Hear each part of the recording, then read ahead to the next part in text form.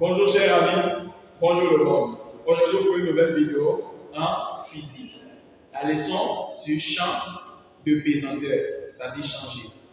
Dans cette vidéo, je vais vous montrer le deuxième cas pour tous ceux qui ont déjà suivi le premier cas. Le premier cas ne concernait pas les angles. Le deuxième cas, il y a possession d'angle alpha, d'angle d'inclinaison. Alors chers amis, dans cette vidéo, je vous demande de suivre attentivement car il y a une question à cette question. Alors, chers amis, ce sont les sujets type interrogation, devoir et examen. Comment faire face à ces différents sujets? Ne stressez pas. Chers amis, dans cette vidéo, je vais vous montrer les techniques, astuces et codes pour finir rapidement cet exercice. Mais avant de commencer un exercice de champ de pesanteur, il faut regarder le répète. Le répète est très important dans un exercice de champ de pesanteur, changer. Alors, en changer, il n'existe pas plusieurs forces. Il existe seulement que le poids. Alors, en changer, l'étude dynamique concerne le système, le référentiel et le bilan des forces. En changer, il n'y a pas autre force à part le poids. Alors, chers amis, dans cette vidéo, je vais vous montrer les techniques, les codes et secrets. Pour tous ceux qui désirent étudier avec le savant Achille, vous pouvez donc contacter le numéro 05 44 71 31 16 et aussi le 05 75 93 03 05. Nous étudions le cours de quartier millionnaire, alors près de jeunes filles de Yokobo. Alors, chers amis, dans cette vidéo, je vais vous montrer les cours pour pouvoir résoudre différents sujets. Alors, leçon champ de pesanteur G. Les causes. En champ de pesanteur G, il y a uniquement le poids du système. Notamment, il faut toujours établir l'étude dynamique. Qui parle d'étude dynamique, on parle de système référentiel et bilan des forces. Alors, nous sommes dans le cas numéro 2. Le repère est OIJ. Alors, ici, il y a un alpha. On a un point appelé A et un point appelé I. Alors, chers amis, dans la première question, nous demande de déterminer les équations horaires XT et YT du mouvement. Deuxième, nous demande de déterminer l'équation de la trajectoire. En troisième, de donner la nature du mouvement. En quatrième, de déterminer la durée de chute. Et en cinquième, de déterminer la durée de montée. En sixième, de déterminer la hauteur maximale. Et aussi en sept, de déterminer la portée. OI. Alors, c'est un sujet type interrogation, devoir et examen. Pour commencer un exercice de champ de pesanteur, lorsque la question posée est appelée équation horaire, je vous demande de répondre aux autres questions posées virtuellement. C'est-à-dire quoi? De faire l'étude dynamique. En plus de l'étude dynamique, il faut appliquer le théorème de Saint-Denis. Ce sont des questions virtuelles qu'on ne pose pas, mais vous devez obligatoirement faire. En plus de ces questions virtuelles, vous devez maintenant répondre aux questions du professeur. Alors, chers amis, nous allons encore passer à la résolution de ce problème.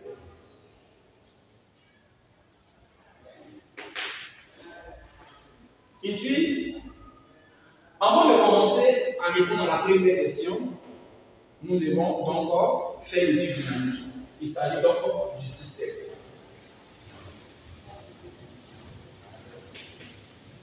Du référentiel. Et du bilan de force. Alors, chers amis, le système, je vais donc vous imposer un solide de masse M. Alors, chers amis, pourquoi j'utilise beaucoup le solide? Car un solide est un système déformable ou non déformable. Un système est un solide déformable ou non déformable. C'est pourquoi j'utilise beaucoup le système. Dans un exercice, ça peut être le poids, ça peut être une boule, ça peut être un enfant, tout ça. Pour reconnaître le système, il faut regarder l'endroit qui est situé proche de masse. Si on dit un enfant de masse M, alors le système c'est un enfant. Si on dit le poids de masse M, alors le système c'est le poids. Un solide de masse M, alors le système est un solide. Alors chers amis, en plus du système, je vais parler du référentiel. nous pouvons donc utiliser le reste supposé galiléen comme utiliser le laboratoire supposé galiléen. Mais je vous conseille d'utiliser le référentiel terrestre supposé galiléen. Terrestre supposé galiléen. Comme bilan de force, pour tous ceux qui ont bien suivi, en changer, il n'existe seulement que le poids. Alors, P, le poids du solide. Une fois cette information établie, je demande à tout élève de terminale d'appliquer le théorème du centre d'inertie. Appliquons le théorème du centre d'inertie. Le théorème du centre d'inertie est effectivement la deuxième loi de Newton qui nous dit que la somme des forces extérieures appliquées à un solide est égale à MAG. C'est dans ce cas-là que la force est le poids qui est égal donc à MAG. Nous allons donc remplacer le P par MG depuis la classe de troisième, qui est égal donc à MAG. Après simplification de M, nous avons donc G qui est égal à AG. Du coup, nous pouvons donc dire que A est égal à G, qui est égal à une constante. Cette information pour signifier que la présence de A est égale à la présence de G. Une fois cette information établie, alors vous pouvez donc répondre aux questions posées. Quelle est donc la question posée? Déterminons les équations pour R. X dt et Y dt. Alors, chers amis, pour déterminer l'équation pour R, c'est très simple. Il faut être dans un premier temps à t égale à 0. D'abord, il faut être à t égale à 0. C'est très important. À t égale à 0, il s'agit donc de la condition initiale. Une fois c'est fait, vous devez parler de votre schéma. Alors, chers amis, allons-y ensemble sur le schéma. La présence de A égale à G permet d'élaborer un schéma par la suite. Comme ce schéma est déjà au tableau, je vais donc continuer avec ces différentes informations. Je présente G et aussi, par ricochet, je peux parler encore de P. Chers amis, le P n'est pas obligatoire, mais le G est obligatoire. Lorsque vous finissez d'appliquer le théorème du centre d'inertie, il faut impérativement placer le G sur le schéma. Vous allez donc avoir l'information principale de V0. Le 0 est l'instant à t égale à 0. Nous avons donc V0 signal des X, V0 signal des Y. Alors, chers amis, allons-y ensemble sur le schéma pour vous montrer la projection de V0 sur la des X. Alors, vous projetez V0 sur l'axe qui est là. Vous projetez le X tout en continuant sur l'axe qui est là. On a donc un nouveau X. Le X situé là, vous avez donc prolongé ça sur ce côté. En plus de différencier après cette information, vous dites que la projection de V0 donnera V0 sur l'axe des X. Ce côté, je vais donc essayer de marquer pour vous faire comprendre. Ce côté est fait en rouge. Je vais donc utiliser autre craie de couleurs différentes.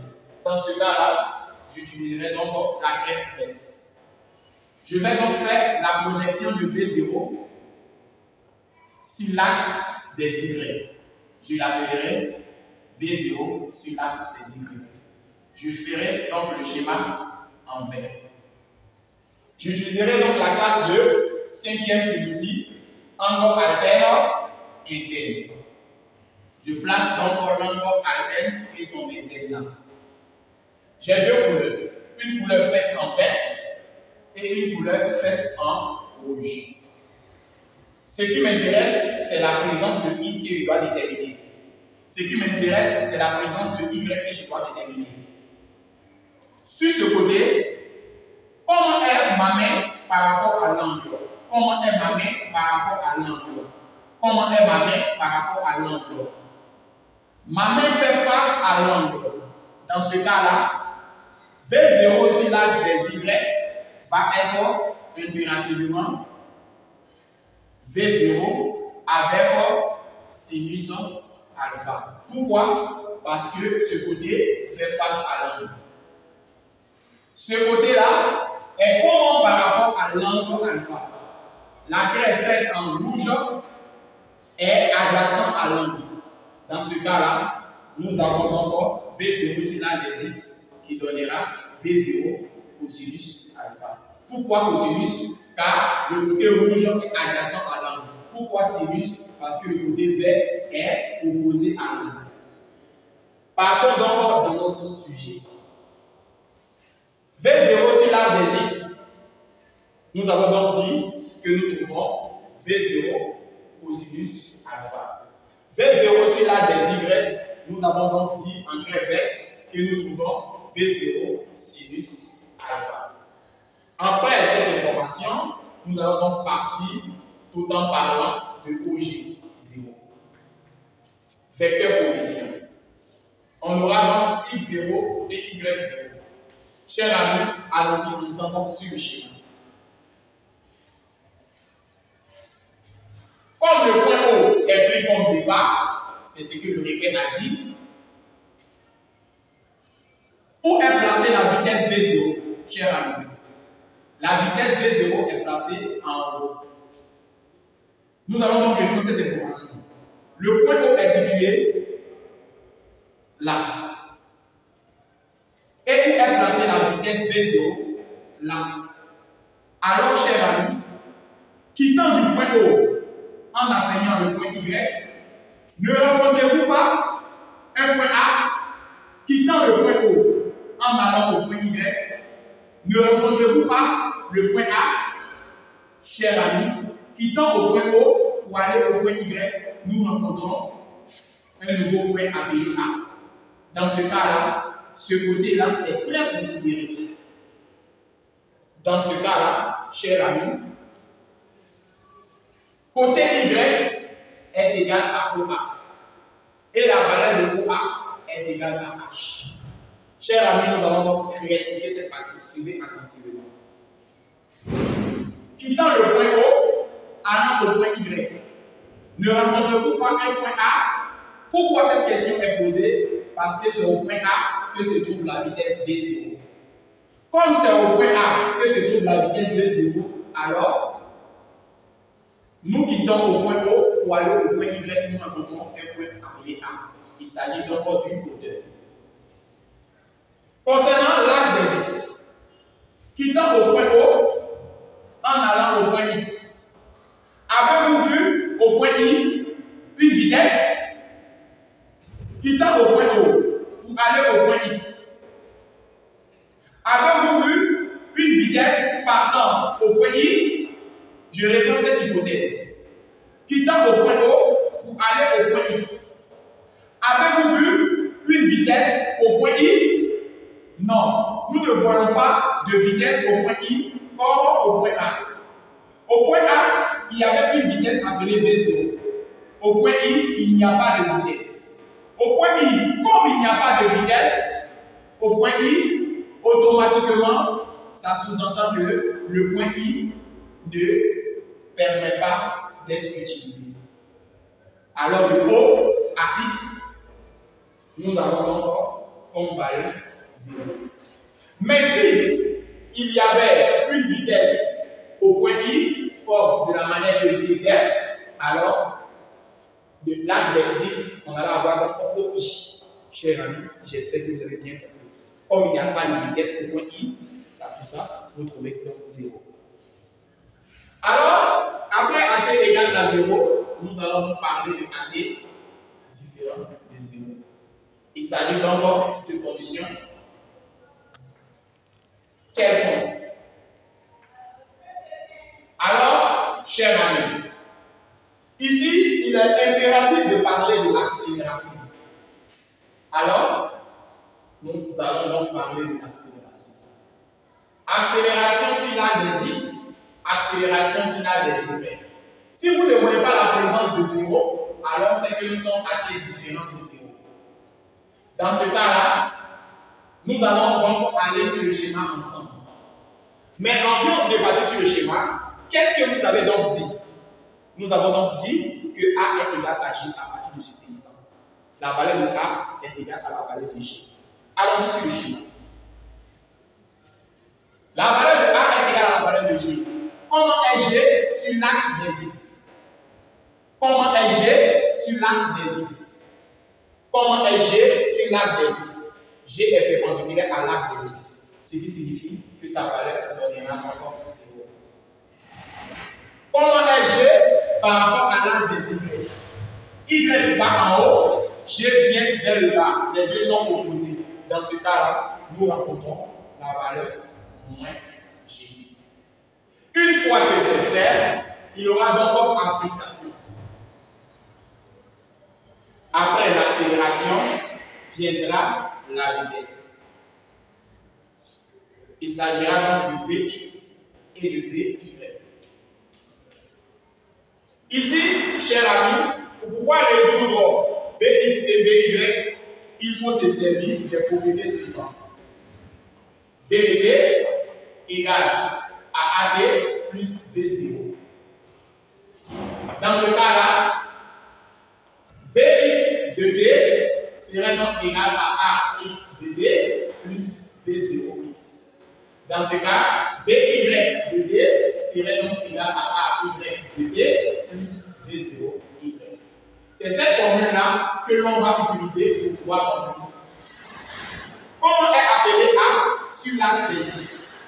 Comment est appelé A sur l'axe des X? A sur l'axe des X est égal à 0. On aura donc 0 fois T. 0 fois T fait toujours 0. Alors, nous allons donc mettre 0. Comment est V0 sur l'axe des X?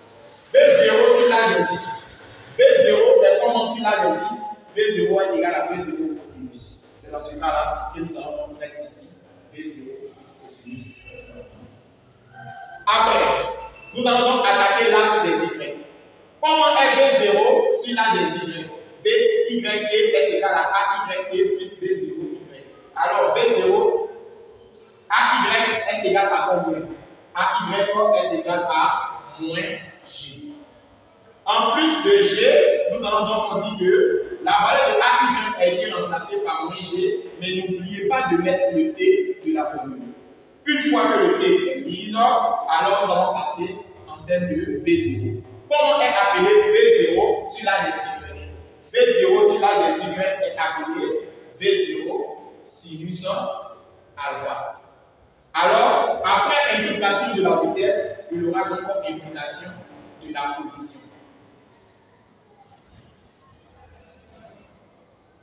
Dans ce cas-là, nous allons donc avoir X de D et là Y de D. Alors, pour cette formule, il faudra donc utiliser la nouvelle propriété appelée OG égale à 1 demi de AT carré plus V0 de D plus OG0. C'est cette propriété-là que nous allons donc décortiquer sur le bas. On aura donc en termes de accolade, X de D serait donc égal à 1 demi de AXT carré plus V0 de D plus X0. Quant au bas, on aura donc Y de D égale à 1 demi de AYT carré plus V0 de D avec X ici et l'autre côté X là plus Y0. C'est dans ce cas-là que nous allons donc utiliser cette propriété pour pouvoir donc remplir. Alors, chers amis, comment donc allons-nous remplir? A par rapport à l'as des x. Comment est A par rapport à l'as des x? A sur l'as des x est égal à 0. Notre formule devient 1 demi fois 0, ça me fait 0. 0 fois t, ça me fait toujours 0. Cette écriture a disparu. Comment s'appelle V0 sur l'as des x? V0 sur l'as des x est appelé V0 cosinus. Alors dans ce cas-là, nous allons donc avoir V0 cosinus alpha et le tout serait donc multiplié par t. Voici donc ce t. Côté y, comment s'appelle A sur l'as des y? A sur l'as des y s'appelle G. Multiplié par ce 1 demi, l'on obtient donc moins 1 demi de notre G que nous venons de dire. En plus de cette information, nous allons donc mettre le t carré de la propriété plus le V0 sur l'as des x. V0 sur l'as des y est égal à combien? V0 sur l'as des y est égal à V0 sinus alpha. Multiplier le tout par t. Et comment s'appelle Y0? Y0 s'appelle OA et OA s'appelle H. Et dans ce cas-là, nous allons donc remarquer plus H. Une fois que c'est fait, nous allons donc dire que les équations correctes sont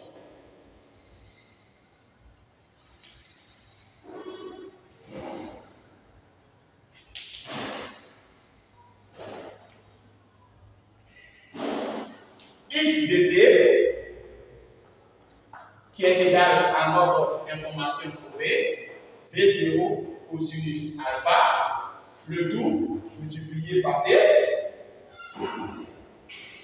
Et le deuxième, on aura donc y de t égale à notre information moins 1 demi de g t carré plus V0 sinus alpha, le tout multiplié par t plus h. Alors, chers amis, voici donc les équations correctes. Nous allons donc poursuivre. Pour poursuivre, nous allons donc répondre à la question suivante. En 2, déterminons l'équation de la trajectoire.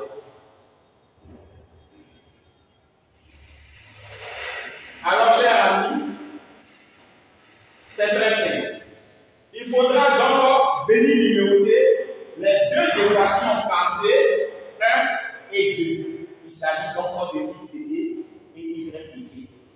Vous devez donc numéroter la numéro 1 et la numéro 2. Et il va s'en suivre notre information principale. Dans 1, on tire t. On a, et le 1 nous dit, voici la nouvelle écriture. X de t égale donc à V0 cosinus alpha, et c'est le t que nous avons tiré. C'est dans ce cas-là que t serait donc égal à x de t sur V0 cosinus alpha. Chers amis, par l'hypogée, vous pouvez donc dire que t est égal à x sur V0 cosinus alpha, sans mettre l'information t là. Alors, après dans une quantité, nous allons donc dire dans 2, et voici le 2. On remplace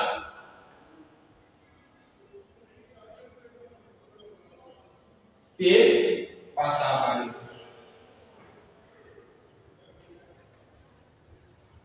Et quelle est la valeur de t? La valeur de t est égale à x sur V0 cosinus alpha. Alors, chers amis, nous allons donc prendre notre équation appelée notre 2. Et nous allons d'abord remplacer ici le t par la nouvelle équation. On aura donc 1 demi de g et nous allons donc remplacer par x sur v0 cosinus alpha, le tout au carré, plus, et là, v0 sinus alpha, le tout multiplié par x sur v0 cosinus alpha.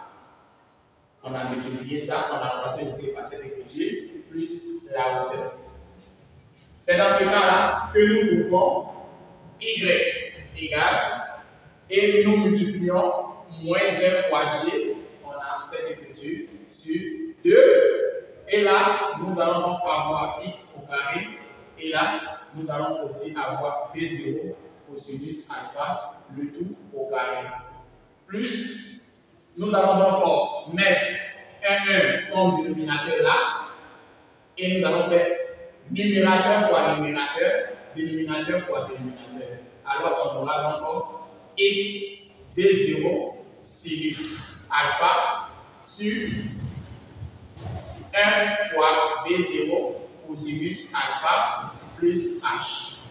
Une fois que c'est fait, nous allons donc dire que y égale à moins g, x au carré sur, et là le carré v0 carré cosinus carré alpha. Une fois que c'est fait, nous allons donc simplifier v0. C'est dans ce cas-là que l'on obtient par la suite donc x sinus alpha sur cosinus alpha plus h. Étant donné que nous savons très bien que sinus alpha sur cosinus alpha nous donne tangente alpha, nous allons donc remplacer sinus sur cosinus par tangente. Notre nouvelle écriture devient celle-là, plus x tangente plus h, suivi activement. Alors y serait donc égal à moins g sur 2v0 au carré cosinus carré alpha x au carré plus x tangente alpha plus hauteur. Cette équation pour nous obtiendra le mot d'équation cartésienne de la trajectoire. Équation cartésienne de la trajectoire.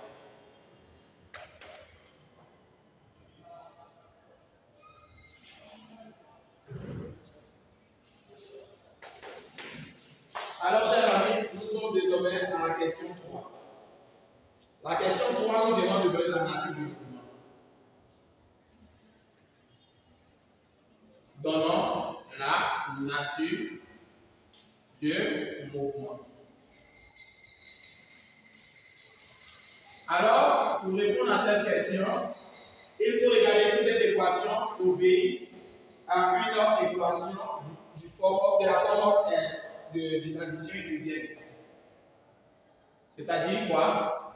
Que si y est égal à ax au carré plus bx plus c, alors nous avons donc une parabole. Si y est égal à ax plus b, nous avons donc une autre droite appelée application affine.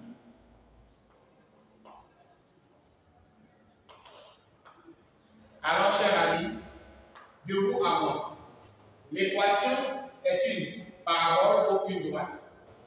L'équation est une autre parabole. Alors, nature.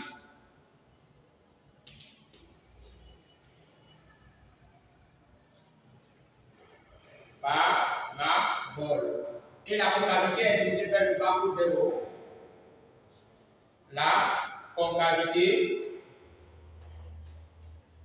est dirigée vers le bas. Et pourquoi vers le bas? Car il y a la présence d'un signe moins. S'il n'y a pas de signe moins, la concavité serait donc dirigée vers le haut. Après avoir répondu à la question de nature du mouvement, nous allons encore répondre à la prochaine question. Il s'agit de déterminer la durée de chute. Alors, en 4, déterminons la durée de chute. Alors, chers amis, comment déterminer la durée de chute? Vous vous rappelez que auparavant, nous avons donc l'équation OG qui était sous la forme de x égale à V0 cosinus alpha et que nous avons numéroté 1. Vous vous rappelez de cette équation? Nous avons aussi y était égal à moins 1,5 de gt carré plus V0 sinus alpha, le tout t plus h, que nous avons numéroté 2. Alors, la première équation qui était x égale à V0 cosinus alpha t est l'équation où l'on doit tirer le t. C'est le t là qui est appelé durée de chute. Alors, de cette équation appelée 1, nous allons donc tirer t. De l'équation 1, on a x égale à V0 cosinus alpha t. Alors, dans ce cas-là, nous allons donc dire que t égale à x sur V0 cosinus alpha. Le temps que nous venons de trouver correspondra le nom de durée de chute. Alors, chers amis, nous venons de trouver la durée de chute. C'est l'équation que vous avez déjà déterminée. Alors, chers amis, nous allons répondre à la prochaine question appelée 5.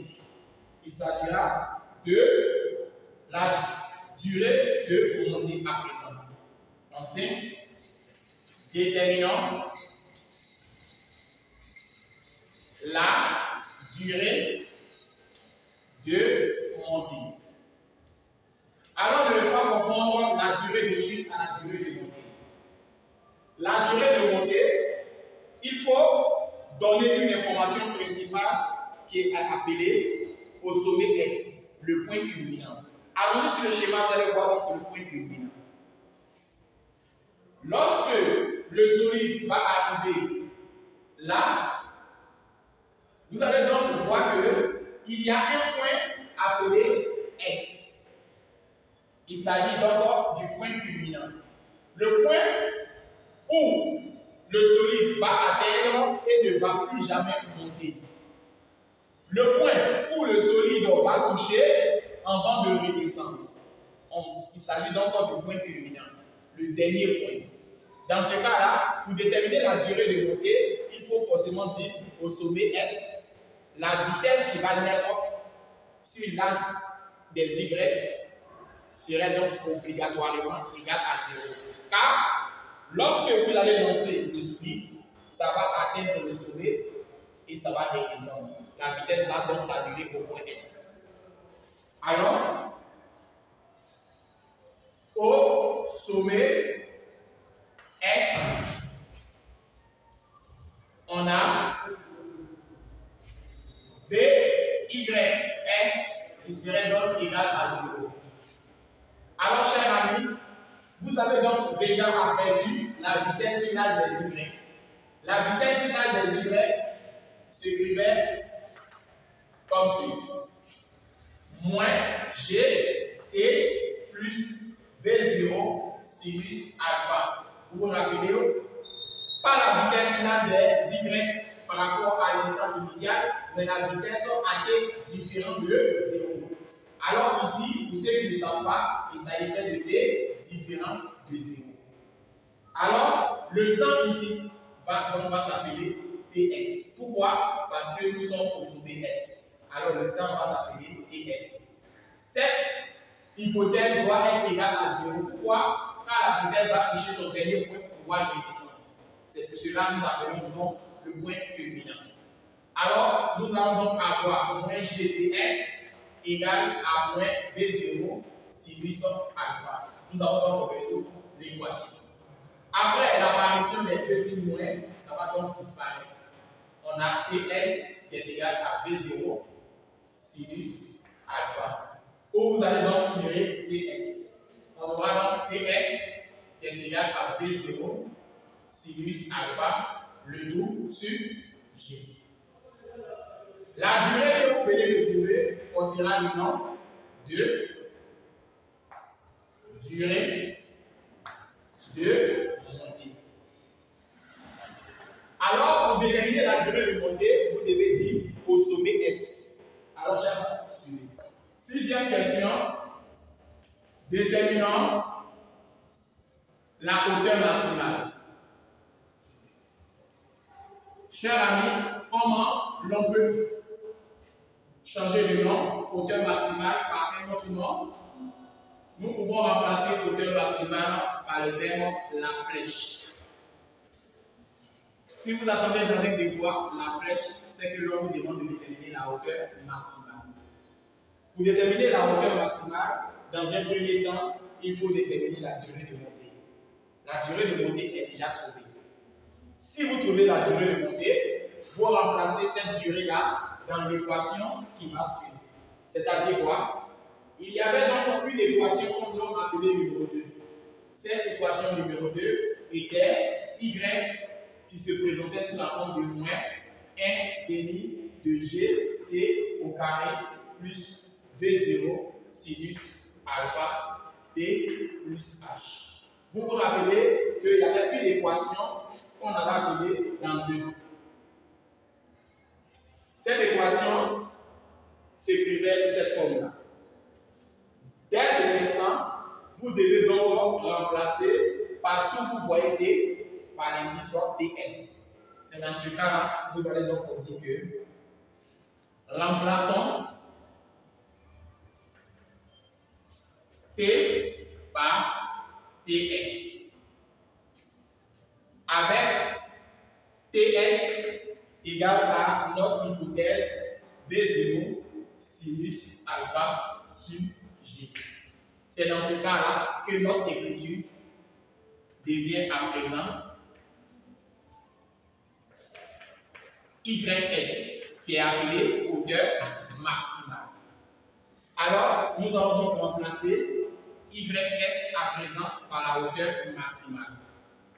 Nous allons donc avoir moins 1 demi de G et S au carré à présent. Le T est devenu TS, c'est ce qu'on avait déjà dit, plus V0 sinus alpha TS, le T est devenu TS, plus H. Remplacer TS par son équivalent. On a donc hauteur maximale qui est égale à moins 1 demi de G et vous remplacez le TS par V0 sinus alpha sur G qui doit être au carré plus V0 sinus alpha multiplié donc par V0 sinus alpha sur G additionné à H. Une fois que c'est fait, nous allons donc avoir Y maximal égale à moins 1 fois G, en fait moins G, sur 2, et le V0 va prendre le carré, on aura donc V0 au carré, le sinus va prendre carré, on aura donc sinus carré alpha, sur G va prendre carré, sur G au carré. Une fois que c'est fait, le dénominateur ici est 1. Numérateur fois numérateur, dénominateur fois dénominateur. On aura donc V0 fois V0, ça fait V0 carré, sinus fois sinus, ça me fait sinus carré alpha, et 1 fois G fait G plus la hauteur. Une fois que c'est fait, nous allons donc simplifier les deux types de G. Si nous simplifions les deux types de G, notre nouvelle écriture devient H maximal, qui serait donc égal après simplification de G, moins V0 au carré sinus carré alpha sur 2G Le G étant au carré va devenir G simplement. Et là, nous allons donc avoir plus V0 au carré sinus carré alpha sur G plus H. Nous allons donc rendre au même dénominateur. Et pour rendre au même dénominateur, nous allons donc multiplier. Ici, on avait 2G. Ici, nous allons donc multiplier en haut et en bas par 2 pour avoir le même dénominateur. C'est dans ce cas-là que l'on obtient H maximal qui va donc se présenter sous la nouvelle forme V0 carré sinus carré alpha sur 2G et là multiplié en haut par 2 et aussi en bas par 2. On aura donc V0 au carré sinus carré alpha sur G et là plus H. Dans ce cas, les deux ont le même dénominateur. On va avoir un dénominateur commun. Alors, dans ce cas-là, l'on obtient 2G comme dénominateur commun, plus la hauteur qui se trouve là. Et là, nous allons faire le calcul. Moins V0 carré sinus carré alpha plus 2V0 carré sinus alpha carré. Dans ce cas-là, il va rester V0 au carré sinus carré alpha. Chers amis, voici donc la nouvelle écriture que nous venons donc de trouver. Cette écriture portera le nom de hauteur maximale. La hauteur maximale peut être remplacée par le terme la flèche. Alors, chers amis, je viens de vous apprendre à déterminer la flèche. La prochaine question serait donc la portée appelée la distance OI. La question numéro 16 est de déterminer la portée. Déterminons la portée OI. Alors, chers amis, suivez ensemble le schéma. Voici donc la portée OI. Je vais donc marquer la portée OI. Au fait, la portée OI est égale à la distance. Et le nom masqué portera le nom de portée. Pour répondre à la question de portée, il suffit de savoir que c'est l'équation cartésienne de la trajectoire qu'on utilise donc pour faire la portée. Sachez bien que c'est l'équation cartésienne de la trajectoire qu'on utilise pour faire la portée. C'est-à-dire quoi? Notre équation cartésienne, donc je vais signifier ça, d'après l'équation cartésienne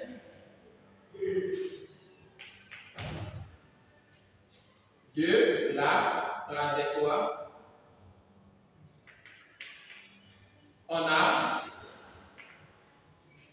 y égale à moins g sur 2v0 carré cosinus carré alpha x au carré plus x tangente alpha plus h.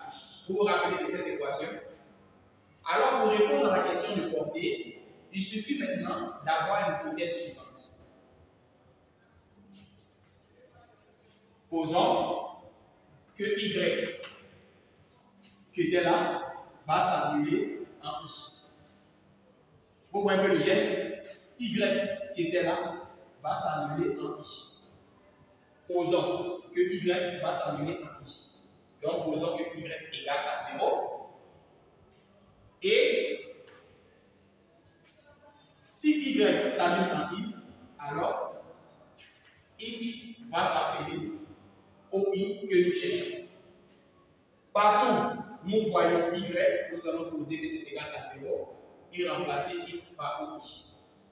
Nous allons donc dire que y égale à 0 équivaut à 10 moins g sur 2v0 au carré cosinus carré alpha et remplacer x par OI.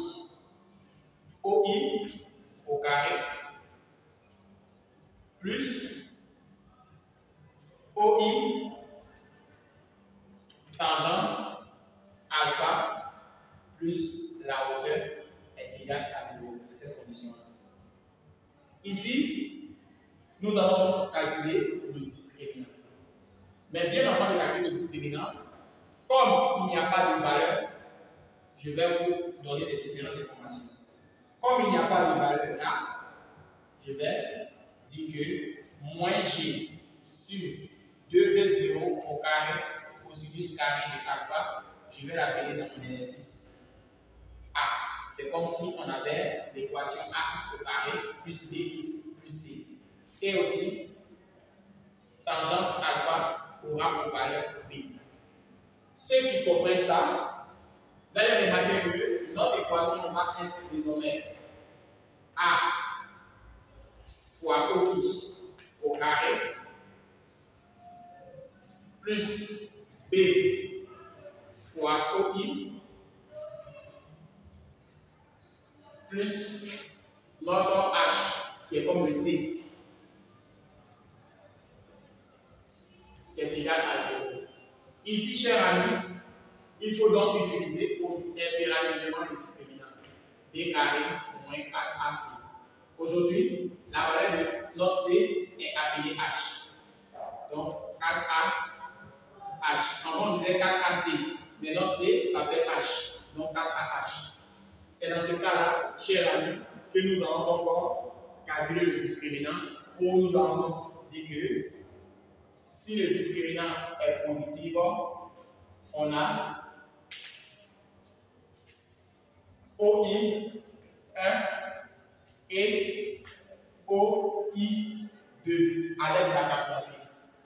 Et notre OI 1 serait moins B moins racine de discriminant sur 2A. OI 2 serait donc égal à moins B plus racine de discriminant sur 2A.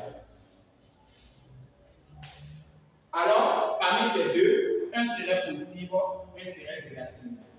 Comme il va s'agir de la distance appelée portée, et la portée appelée distance est toujours positive. La portée est toujours positive.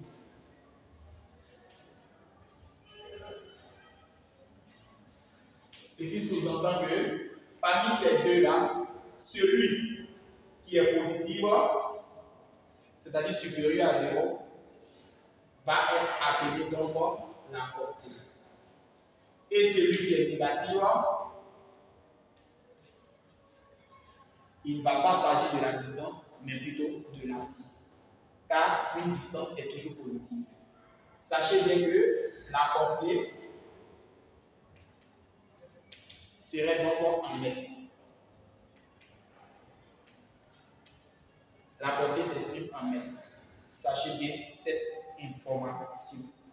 Alors, chers amis, je sais que je vous ai beaucoup aidé sur ce. Sur ce, je vous dis au revoir pour une nouvelle vidéo.